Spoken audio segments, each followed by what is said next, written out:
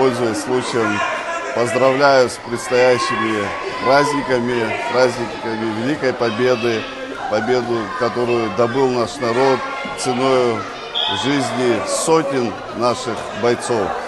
Сегодня мы развиваемся, мы становимся сильнее, созидаем.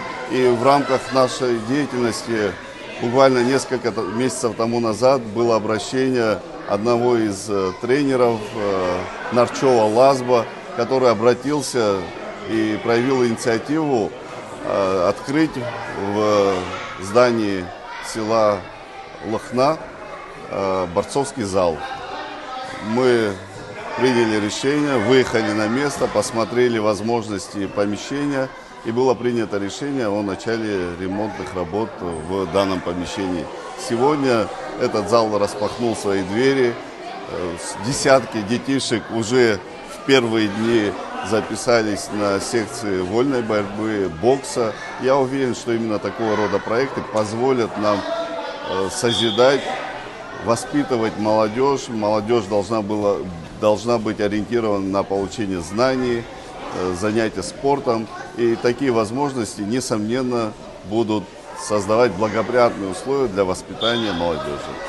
Еще один вопрос. Да. Запланировали ли подобные проекты, может быть, в других школах или городах? Это очень важное и главное направление. Я бы хотел отметить в первую очередь, что мы постараемся быть полезными для наших сел. Сохранение села – это важная задача в рамках строительства нашего государства.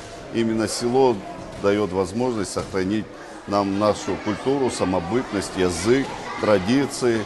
И мы будем создавать наиболее благоприятные условия по мере возможности, максимально охватывая большое количество сел. Качество работ могу оценить как хорошее. И самое главное, здесь оценка тех, кто постоянно будет заниматься в этом зале. Спортивная площадка, сам зал,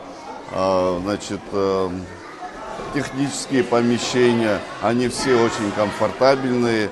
И приходя сюда, детишки имеют возможность здесь и переодеться, и после тренировки провести все необходимые процедуры, чтобы комплекс мер получить в здании этого зала.